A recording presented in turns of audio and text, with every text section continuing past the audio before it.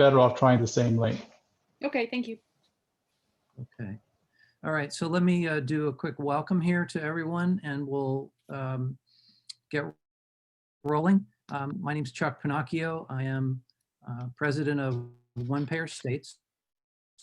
And One Payer States welcomes everyone today to the Medicare for All Strategy Conference, with the focus of our work at this point on building power, on building capacity, on building winning coalitions, on building a process whereby we will actually break through and accomplish steps, constructive steps, active steps toward getting our nation to Medicare for all Americans. Amen.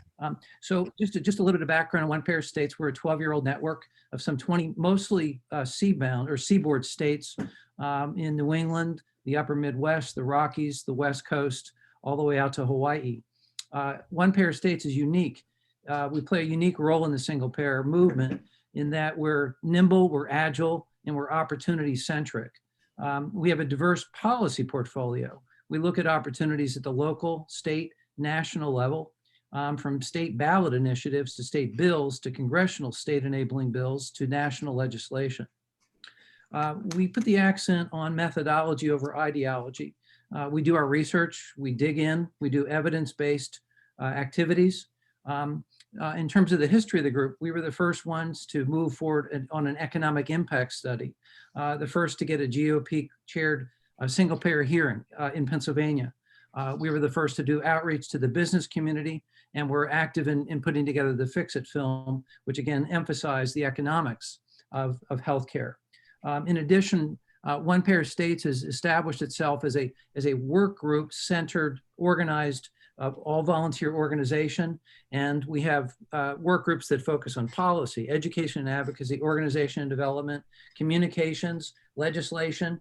And with that, it gives us a much more robust, holistic feel for what we need to do. The emphasis today is specifically on doing outreach and bridge building across racial, class, and generational lines. And we're blessed to have a fabulous panel with us today. Jeff Woodland from West Philadelphia, Betty Valencia from Orange County, California. We've got Michelle Hamilton from State College Center County in Pennsylvania, and Sean Kavanaugh from Washington State. They have amazing backgrounds and experiences. I was going to do introductions on all of them, but I think I'm going to just bounce the time over to our panelists, given the time constraints that we're facing. And then what we'll do is have them speak for about 5 minutes each. And then what I'd ask folks to do is to go to the chat and drop into the chat any questions, comments that you have, and I will do my level best to try to synthesize those in the form of questions and comments to throw to our panelists, filling out the hour that we're here together. So once again, thank you for your persistence, staying with us on behalf of One Payer States. We welcome you. And also I did send out an email earlier today that should give you more information on the organization if you want to get involved with us. So again, thank you so much. Why don't we start, and we'll just do this alphabetically. Sean Kavanaugh, can you step up and give your thoughts on the question of how do we bridge the gaps regarding race, class, and generation, and other thoughts that you might have. Thank you so much, Sean. No problem. Can everybody hear me? Gotcha. Great.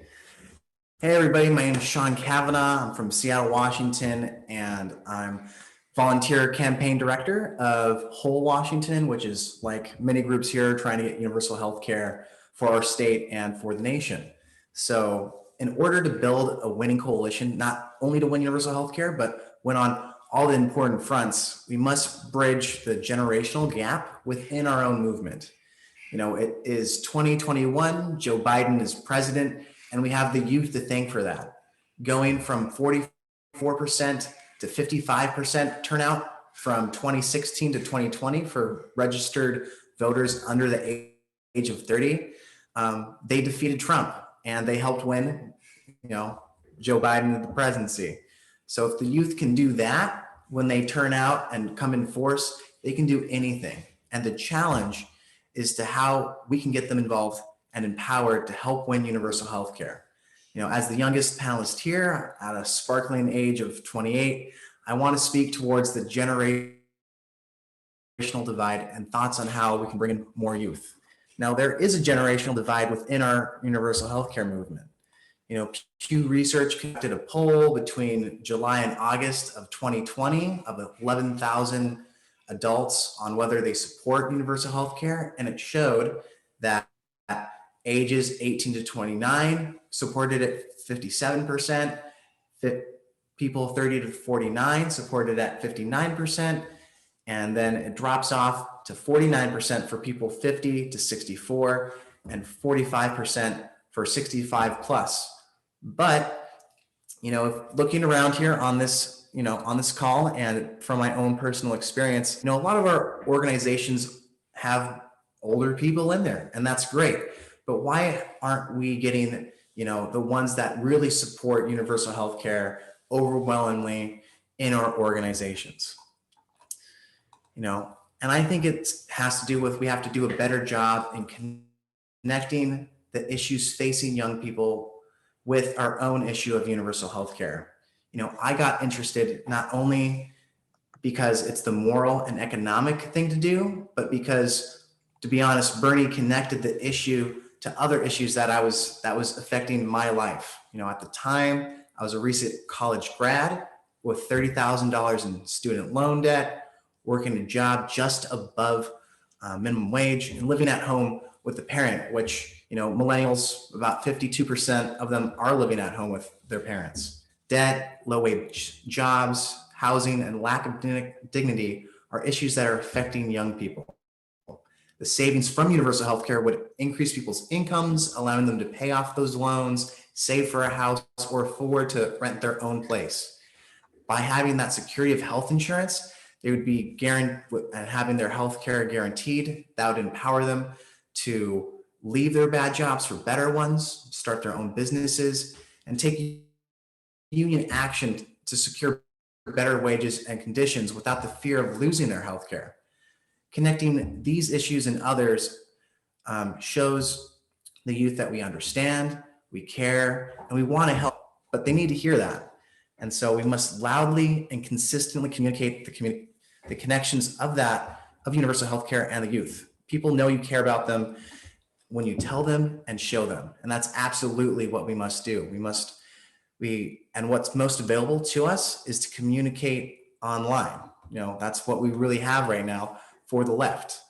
Having an online presence allows people to find you, to stumble across you. And when they do find you, having content that's concise, has images, focuses on them and their concerns, will help relay the message that your group, that our movement is for them. The Sunrise Movement and Fight for $15 and a union are good examples of how to use social media. Check out their Instagram on how to communicate to youth and issues. After people find your group, it has to be accessible to join and get involved. Having a welcoming committee that's to greet new people and make them feel welcome. This starts to form relationships that help people come back, having meetings that are publicly available for people to attend, held consistently, that are only an hour long. People are busy. Keep it focused, keep it short. And most importantly, hold it at times that people can go. No working person can go to an afternoon meeting. So try to keep it in the evenings. And then finally, provide mentorship and empowerment. Our movement is benefited by having older activists who have experience from ground actions and doing technical things behind the scenes, and they can pass on that to the young people. And when the young people come in, they have so many ideas, they have so much energy. Encourage them, support them, guide them away from previous mistakes that we've done in the past, and help them take charge. If our field director, Georgia Davenport, and our former secretary, Vicki Rhodes, didn't believe in me and took the time to help me, I wouldn't be here today and be the volunteer campaign director of Whole Washington. Now, we must understand young people's issues, communicate them, and make our organizations available to people. through that mentorship, empowerment is offered when they showed up. If we build that, if we are to bridge the divide amongst the generations, as well as class and racial, we should be doing all those things, but it takes planning and work. Start small, connect those issues, reach out and listen, support actions, and ask for help. Together we can win universal health care. Terrific. Excellent, Sean. Really appreciate that.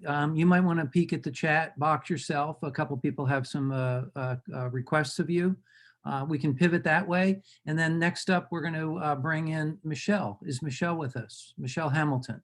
Michelle Hamilton, who's from State College, Center County, Pennsylvania. Social worker, works with domestic abuse, urgent issues. Michelle, are you with us? I'm here. Terrific, Michelle. Okay, Welcome. so I had so many things to say, but cut a lot of what I'm saying while we were sort of not all together. But there's two important things to know about me so that what I say makes sense and guides my sort of thinking and strategy around coalition building. But first is that, as Chuck said, I do work with an agency that works with survivors of domestic and sexual violence. And so working with that population of people, issues of ending interpersonal violence, homelessness, and especially healthcare are very, very important to me because they're very, very important to the people that I work with. And I wanted to go more into that, but feel free to ask a question in the chat so I can talk more about the needs of survivors and healthcare and why healthcare for all is essential for them. The second thing is that I am a first-generation immigrant. My family is originally from Jamaica, and I grew up in a very in an immigrant background, in immigrant neighborhoods, all the way till I came to Central PA. And so that means that I always grew up with different ideas about how things could be seen and how things could be done, even whether I embraced or didn't embrace the Jamaican or American way of thinking, I always knew there were different ways of thinking and different ways of looking at things.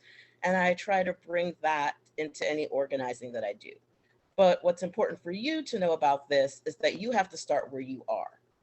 You can't build a coalition or reach out to build a coalition unless you really know yourself and what your story is and what your values are and what really is going to make you get up and go to that rally or go like have all this output to these different coalitions. So knowing what your values are, knowing your own story, knowing yourself and why healthcare is important to you is very vital if you want to express that to other people across any kind of potential divide.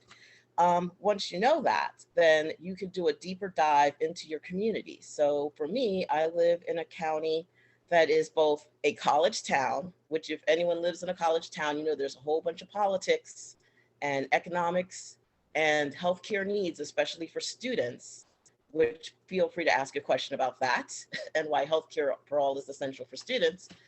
But I also live in a town that is heavily suburban and heavily rural, all in the same county. And we are a dot of blue, literally surrounded by red. So we're the only semi-democratic county out of 7 counties that are among us in the center region. And so I've had to learn how to talk to rural people, how to talk to college students, how to talk to college administrators, which is different than talking to college students. What are the needs that are different that you need to address? And what are the needs that are the same and unified? And what's the underlying value for how people want to see their community? So that is something essential and stuff. After that, you can do a deep dive into your own organization. And I don't know if everybody on this call is specifically in a healthcare organization or if they're in multiple things, but I am in multiple things. And one of the things that I have learned how to do is look and see where healthcare for all fits into these other organizations I'm in. So for example, in NOW, National Organization for Women, while it's not explicitly stated, healthcare for all is a platform that we have. It's not one of our first 6 goals that you'll just naturally see if you go to the website. But if you look deeper, that is having healthcare for all is an express goal. And once I learned that, I was able to use my position within NOW to talk more openly about healthcare for all, and to talk about its links to feminism and stuff and how those two are important and stuff. So I would say if you belong to an organization that is not specifically healthcare related, look and see if maybe Healthcare for All is, if not on the first part of your platform, lower down, and how can you bring it higher up? How can you be implicit, explicit? And if it's not there, how can you get it there? How can you make that be a goal of your organization? So as for other organizations, I think we need to look and see how we can bring care into the community and have care into coalitions. So all of us are spending a lot of time and a lot of effort and sometimes a lot of money as part of coalitions. And sometimes we have things that look good on paper, perfect values, great vision, good goals, but we have to be looking at how we treat one another. And this sort of echoes what Sean said, like we need to be making sure that our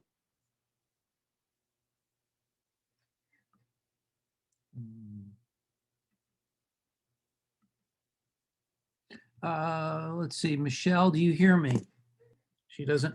Jeff, you want to reach out? I'm going to try to text her. consensus. Not every single decision can be made by everyone, but every person who is volunteering their time with you needs to be heard. We also need to sort of look at basically, you know, how can we, the fact that even if we're a healthcare group, we're going to have people who can't participate because of healthcare issues. So, for example, two of my friends have lost relatives in the last week and a half. And so while I'm very dedicated to this organization, I also realize I need to be supporting them during this time as well. And in many other organizations we're in, we're going to have members who can't be available for every single thing because of different needs. How are we building that in? Because if we are asking for other people to join our coalitions, then we have to show that we're valuing the members we have if we're going to ask other members to join.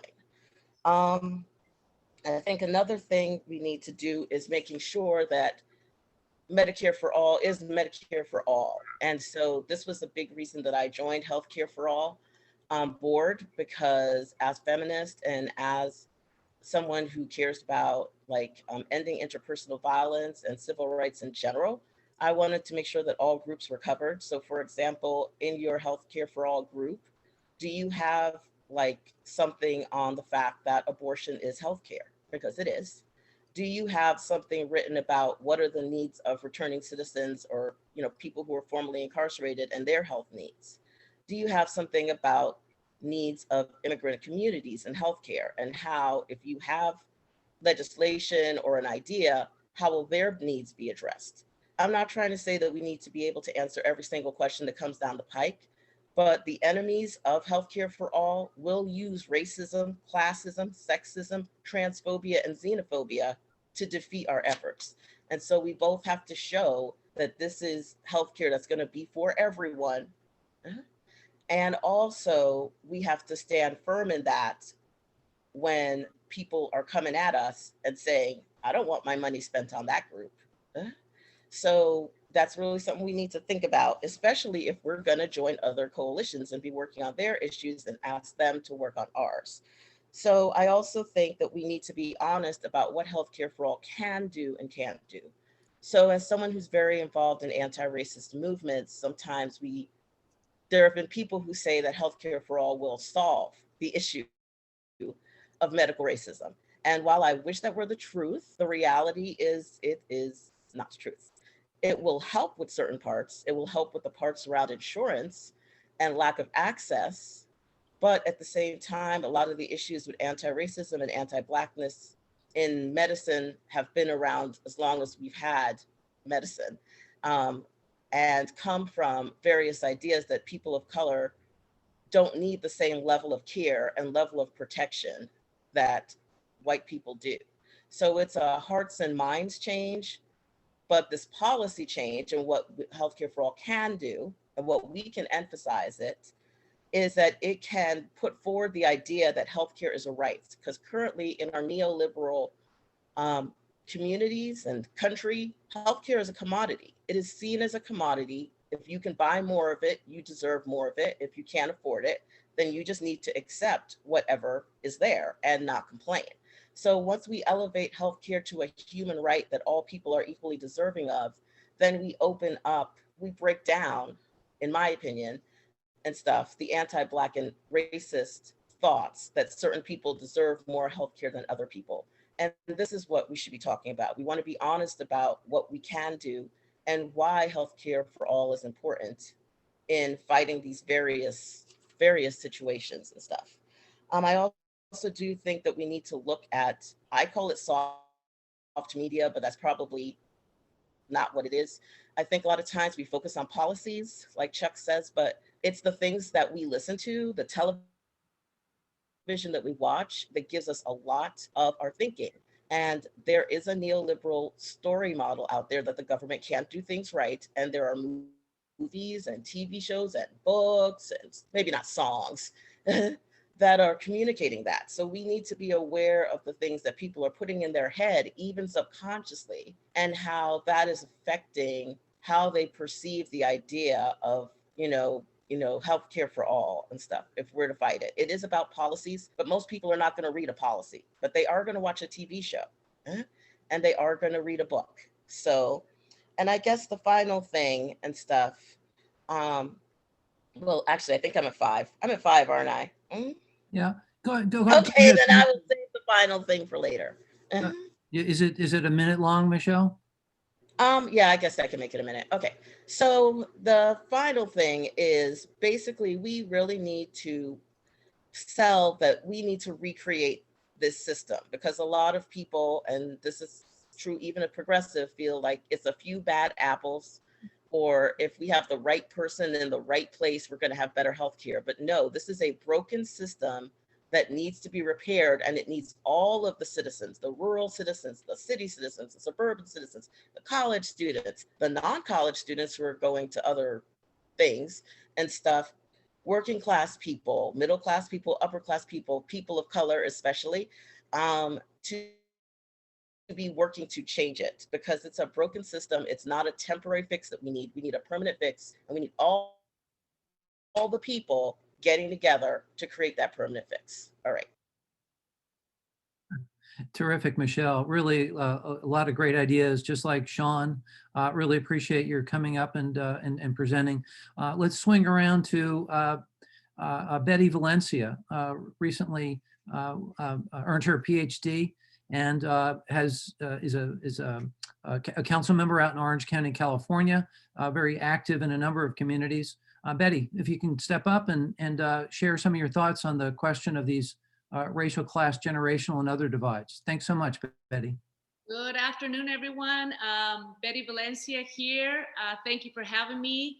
I am not going to talk about my bio. If you want to read it, I want to really dive into the topic and because we are so short on time. So bear with me. I'm going to try and make some connections here.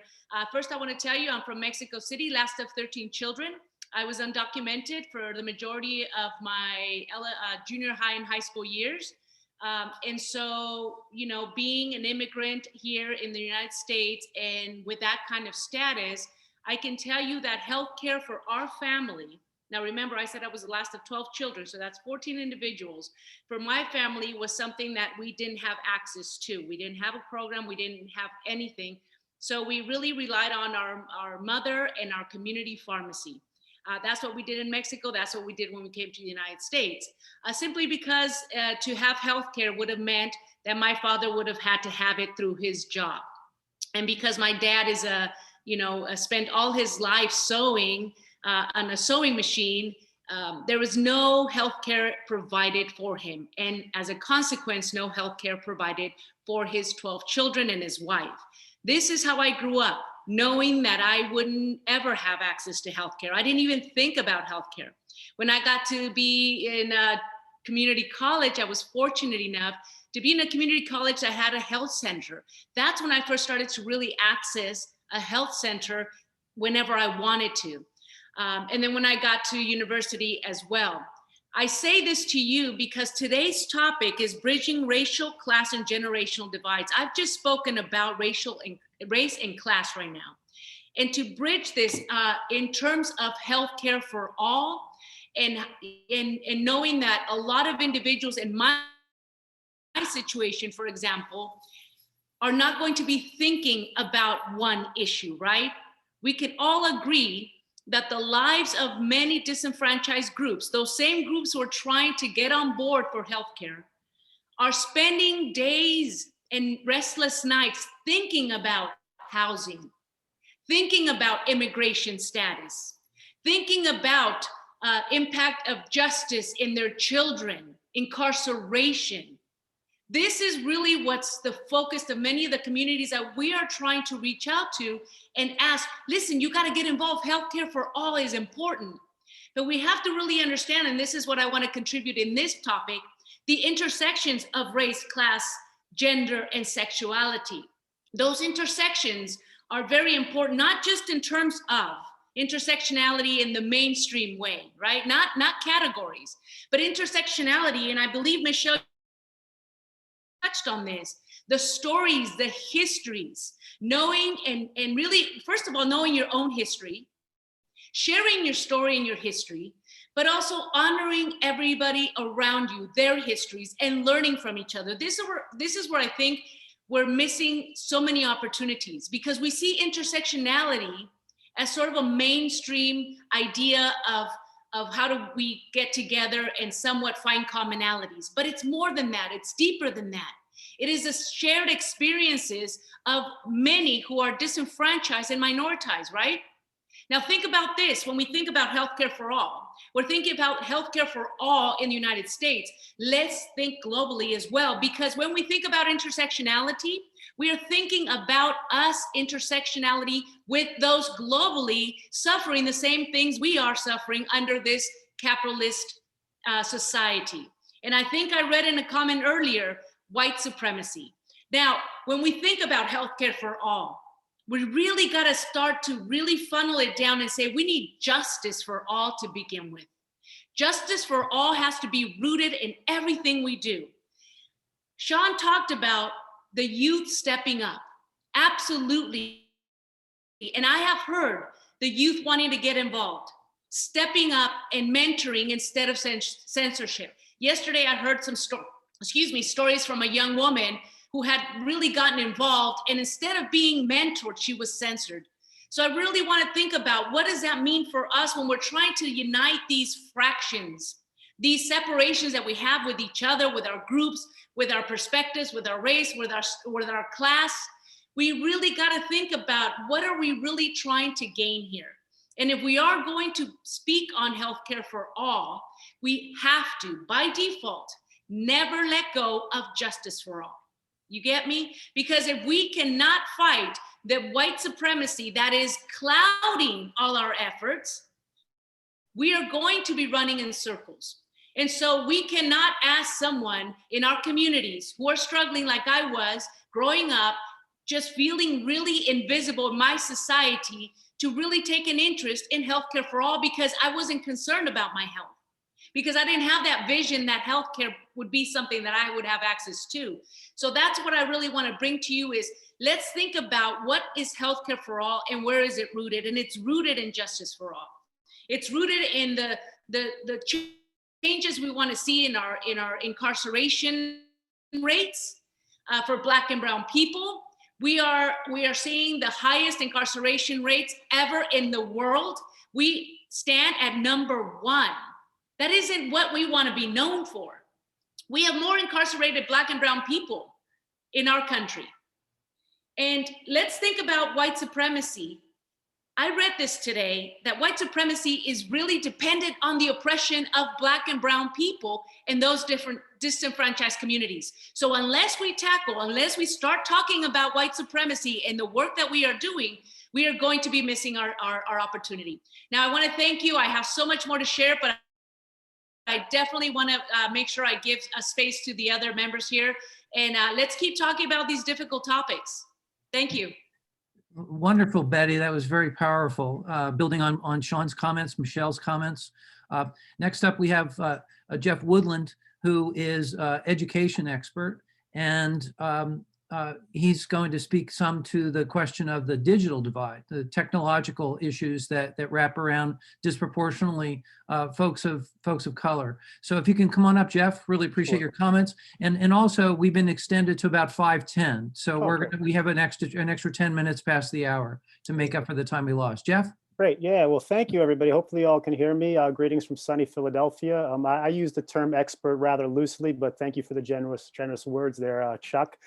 So I wanted to talk to folks, we've talked as a group about kind of Medicare for all, passing the legislation, and that's really the aim of this organization and everybody who's on this call. But I think, we have to understand that the fight does not simply end with legislation being passed. There are other barriers, other points of entry that we as a group need to start to address and start to build into our progressive plans.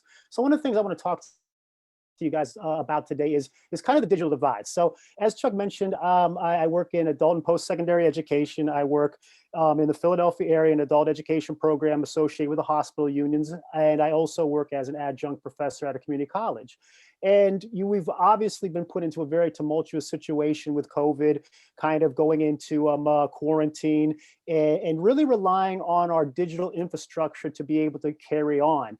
And what I've seen in education is we're starting to develop almost a two-tiered education system of haves and have-nots. Those who have access, those who have the ability to access and to spend the adequate money to participate are getting a different experience in public education and also in paid education. So I start to see that there's some correlation between what's going on in education, what's seemingly happening in the medical field as well. So really what I want to talk to you guys about is this digital equity issue. And I think in the back of the mind, we all hear the word, but don't really have a lot of good context as to what that means. So I want to just provide some brief context of what digital equity really entails. So when we talk about that, we want to talk about three things really: speed, cost, and access. So the FCC, the Federal Communication Commission, has a very broad and outdated definition as to what adequate broadband is. And actually, there are large companies like Google and Amazon who've actually petitioned for a much more robust infrastructure available to most individuals within the United States. And what we're finding out is that there's a differentiation within speed from state to state to state. So for instance, I live in Pennsylvania. However, I see that if I go to Ohio, there's a degradation in average service available to me. But then if I go to my other neighbor in New Jersey, I have an upgrade in service. So that's one issue. Speed is not consistent or is not equal in all of the states. The other thing we look at is cost. So the average individual in America is paying about $68 per month, which is not really the real cost because we have to talk about things such as, installation, maintenance, the whole nine. Now, if we look to our neighbors to the north and south, they pay significantly less. So for instance, Toronto, a major metropolitan city in Canada, they only pay $41 per month. So it's a major difference. And what we find out is that it's cost prohibitive to a lot of our communities, our marginalized communities. One solution that has been proposed, or something that may be within your state, is there are municipal ISPs, which are government-run internet service providers. And they tend to be better because they have full transparency, unlike some of our private ISPs. And there's been some studies that individuals who participate get better broadband coverage, but also will pay almost 50% less than they would with these private ISPs. However, municipal ISPs run into a lot of roadblocks. So for instance, each state has different roadblocks. It could be powerful lobbyists. There could be built in within legislation, no competition clause. So for instance, in the state of Pennsylvania, I live in one of those states where there are multiple layers of roadblocks. And finally, there's access. So there's an outdated form called Form 477 that the FCC uses to decide who has access to broadband. Now, the poor application of this actual form is that what they state is if you look at a census block, if there's one household that has access to broadband, therefore they conclude everybody within that census block has access to broadband. So they cover that individual, but it doesn't adjust for other variables like cost. And also within a certain census block, you could have vastly different urban, suburban, and rural kind of parts to it. So 477 is a very outdated and really, unuseful tool at this point. And we're finding out that a lot of rural communities are being left kind of in the wayside. Internet service providers have very little incentive to extend into these rural communities and also into some of these outskirt urban communities. So there are food deserts. There are actually ISP or internet deserts within our urban communities as well because of that lack of financial incentive. So we also see that individuals in these rural communities who do not have access to broadband show significant skill and performance gap in education. And really what it really boils down to is a lot of these folks who cannot have access or cannot afford internet service, what they do is they become what we call mobile dependent communities. What the wonderful thing is that the mobile device now provides access at a cost-effective measure that a lot of communities did not have access to. The unfortunate thing is that mobile devices have a very specific purpose. And we would say in education, a mobile device allows you to be a participant, but doesn't really allow you to do the rigorous, complex work that's involved. So for instance, in education, you may be able to access a class with a mobile device. However, can you really participate in collaborative projects? Can you create, revise and edit term papers, essays, or do complex research using a cell phone? Again, maybe some people in a younger generation may be what we call digital natives or are able to do this, but this really marginalizes folks who are non-digital natives. And really what it boils down to is mobile devices were really meant for social media, these applications or this app phase. So even though apps do provide access and can kind of encapsulate things like education, social media, there are some, negative effects to that. So for instance, individuals who rely on cell phones tend to use social media as their main determinant for getting political information. We find out that individuals who use social media tend to be less knowledgeable politically, and they also are more apt to fall into conspiracy theories. So even though it does allow for access, it's still not an equal playing field. Now, if we kind of tie this into healthcare, what does this mean? So as we've seen with the COVID crisis, healthcare has really relied on telemedicine, okay? I recently went to a telemedicine consultation. I have broadband. I have the ability to access those things. But what you're finding out is if I live in a rural or marginalized community that I do not have broadband, and I may have limited cell towers, I am unable to participate in telemedicine. And so what some hospitals have been trying to do is they've been building these kind of parking lots where they have cell towers where people can do telemedicine, but still that doesn't adjust for the transportation issue that rural communities sometimes run into. You may have families, multiple family members who share one car.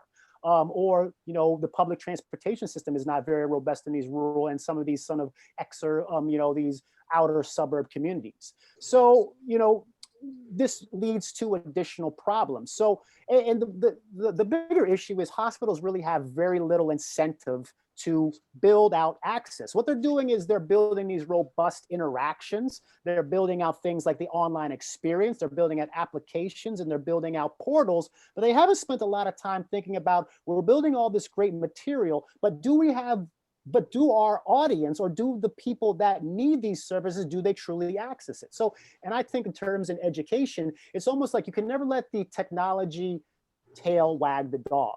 So one of the big primary things when we started to go from terrestrial face-to-face instruction to an online version is a lot of folks were thinking about what's the latest, greatest technology? What are the LMSs, learning management systems that we need to implement? And I said, let's take a step back. Let's first do a proper assessment of our audience. Let's see what access our audience has. What are their technical skills? And what you want to do is fit the technical skills and fit what our pedagogical plan is with their technical skills. And I don't think healthcare is really taking that into account. They're building out with this assumption that everybody has broadband, everybody are technically literate, technically savvy individuals. So they're building this system that only an elite few can really access. And that's an issue, that's a problem.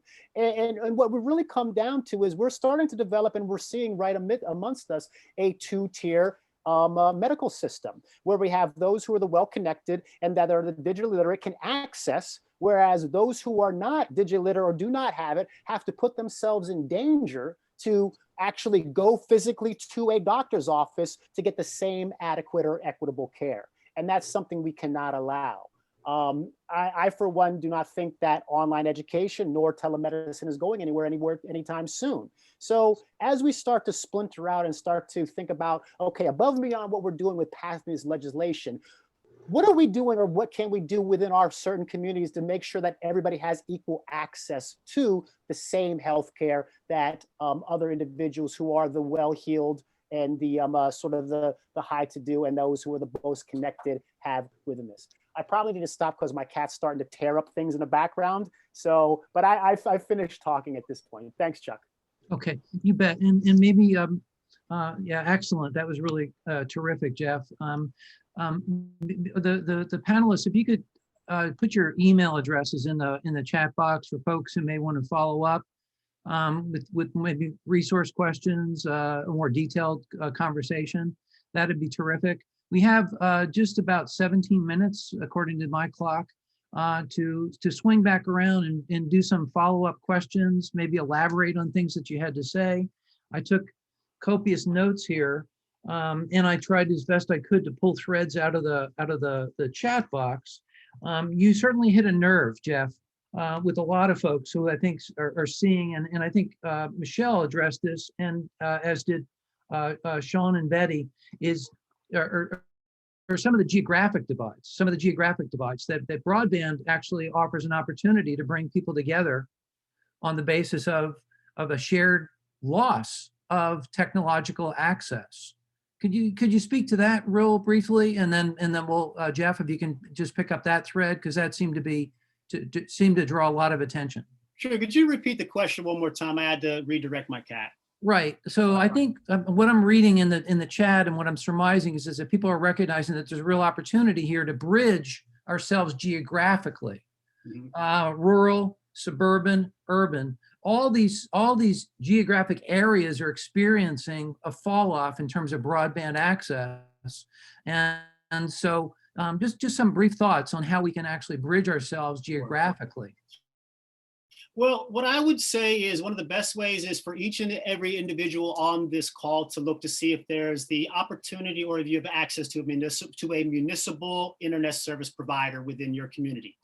Then once you establish that, the one thing is you want to get an idea, well, how do I access this? And this would be one way to bridge the gap. Now, the other thing you could think about is if you do not have a municipal internet service provider available to you, or if there's no competition clauses, really dig a little bit deeper to find out, okay, baked within the law, are there no competition clauses? Do you have powerful lobbyists with places like Verizon and Comcast that have provided financial incentive for these legislators to develop these no competition clauses within your jurisdiction? Internet service providers, and these are private companies, and let's make it very clear. They do provide a service, but they are here to make a profit, and they, as long as people are willing to pay $100 a month for internet service, they will continue to provide it at that price mark. I pay $100 a month. Why do I do that? Because it is necessary for me to be able to do that job. I have the privilege to pay that. But if I break that down, that's $1,200 per year. And if I break that down to the median average income, that's 1%. But if I adjust that ever so slightly to below 30,000, that doubles. And all of a sudden you find out that is a major line item in a lot of individuals' budget. And you start to get into this decision. Okay, do I save for my family? Is it food or internet service this month? Is it healthcare, or do I renew with Verizon? So I think, to kind of answer your question, is I think everybody in this group, whether you're rural, suburban, urban, whatever, check to see if you have municipal options, and find out who your legislators are, and find out if these large conglomerates like Verizon and Comcast are paying these politicians. Terrific. Thanks so much, Jeff. Let me swing back to our opening presenter, Sean. Sean, you did an excellent job of laying out across the board, race, class, and with a particular emphasis on generational divide, just the question of what does that engagement look like? I mean, you talked about respect, you talked about various and mentorships and so forth. What this is a mostly older crowd here. So I think that folks here really need to hear what it is that you are going to be most receptive to, and what you can make just some general comments about that. Thank you. So what, older people can do, like if you guys are having meetings, like I said, try to have them in the evening. Some of you are retired, you have a lot of free time, and that's awesome. You can do a lot of things, but as you remember, when you were working, you didn't have all that free time. So making sure those meetings are in the evening, that they're easily found on like your website or your Facebook page. And then, you got to be taking some actions. You're going to have to be doing things so people can get involved. So whether that is, hey, we're going to have a call to your senator or your representative. We're going to have a strategy. Can people not hear me? You're good. You're good. You're good, Sean. Oh, okay. Cool beans. Yeah. If you're, having a strategy meeting, make sure people can be there. And I just wanted to touch on like Jeff's point of just really accessibility. If it's really important for you guys to have young people, to have Black people, to have Asians, Hispanics, any demographic, then you're going to have to like make that a priority. And so, if these groups of people don't have internet access, for example, how can your group help them get that? Does it mean like you're going now, not COVID times, but maybe there's some way you can get them transport to go somewhere where there's free internet access. Maybe you have a collection of funds amongst your group that you can donate a computer or a laptop to rent for people to join a meeting via Zoom. But those are the type of questions you need to really ask yourself. How do you make it so that people can actually join and participate? Because you're going to ask, a person working 2 jobs or 3 jobs, like, hey, come to a meeting, and you're not providing, resources for them to actually participate. Well, that excludes them from the process and from you wanting to get their voices into the mix. So yeah. Dawn, is it okay if I add something? Oh, absolutely. I was going to go ahead. Yeah, go ahead, Michelle. Okay, so I also think it's important to, in terms of younger people, but also just newer people to our movement anyway, because at least in Center County, we've seen an influx of people who aren't necessarily younger, but are newer to political activism and stuff. And so I think one of the things we need to be careful about is how you talk about the organization. So I was in this group, which I'm no longer in, thank goodness. And the treasurer, whenever we would have a board meeting and people came, newer. Michelle's cutting out. She doesn't know it. Okay, let's see. Put that in the chat real quick. Yeah. Michelle, you cut out. And stuff. And younger people, it can sound like I have more of a right to have my ideas listened to than you. And in this particular group, which I'm not going to name because I'm not throwing anyone under the bus today, that is exactly what it sounded like. It sounded like I've been here longer, so I have the privilege of being here longer, and my ideas are more important than yours, or should be listened to more than yours. So be proud of being with your organizations. If there's organizations you've been in a long time, be proud of that. That's cool. But also be careful how you talk about that. Don't make it something that makes newer members feel like their ideas aren't valued, or because they don't have as much experience in a particular thing that, what they're saying doesn't need to be taken seriously. So that's what I would say.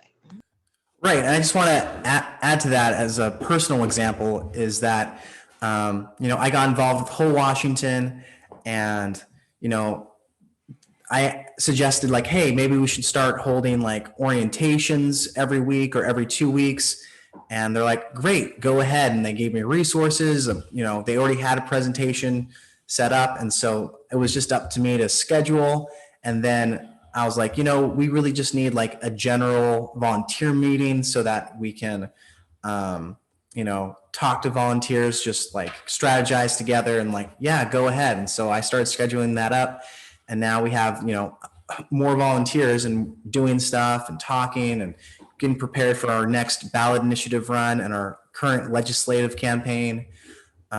So, you know, the leadership within our organization has been supportive, and they've been great. So I would suggest you guys listen to Michelle and, you know, support those new people coming in with their ideas. So yeah. Terrific. Excellent exchange. Betty, if your presentation was mesmerizing, as was everyone else's, and I know a little bit more about your background. I didn't want to put you on the spot here, but there's also this problem, I think, that we have in predominantly white, progressive, pre-professional, professional, post-professional world, right? Working on universal health care. There tends to be this sort of suspicion toward religious organizations. Can you just offer some thoughts, you know, given your own background, your own unique background, as to how that divide can also be bridged potentially? Absolutely.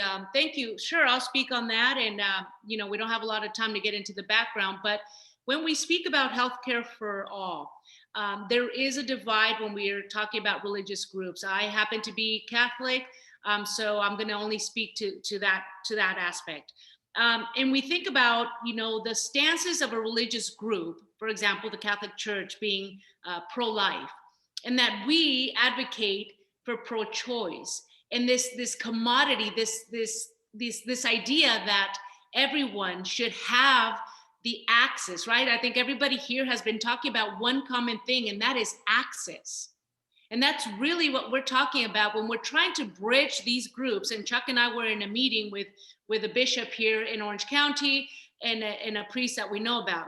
And that's what I was really driving home, is when we are talking about the privilege of access, we are talking about healthcare for all. And within that sphere, the groups that we have to really connect with, like, for example, the Catholic Church, they have to be able to see further globally, right? They cannot be so myopic. And that's what I spoke about. If we are going to partner with these kinds of coalition, building coalitions, not competition, I have to say that I think that when we are talking to these groups, we have to make those connections. That truly, if we are talking about justice for all, right? That justice for all is rooted in that religious space as well. That we are talking about access for all, and that we are talking to these notions of healthcare for all. And the idea that I should be able to choose what that looks like for me.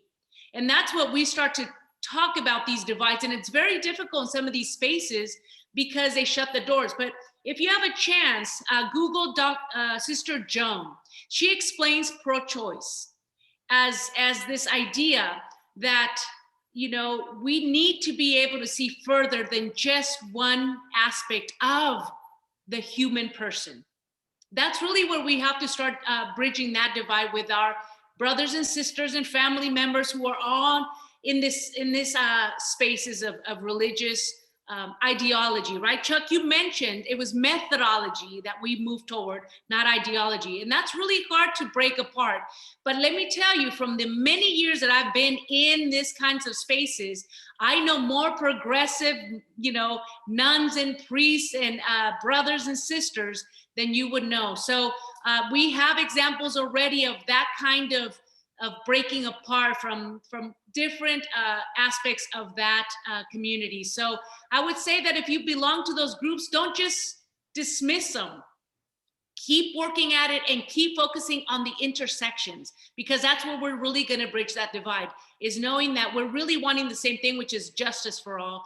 And that means that we have to work toward giving people access, and access means also having choice. Terrific. Thanks, Betty, for doing that on the fly. Really appreciate your thoughts.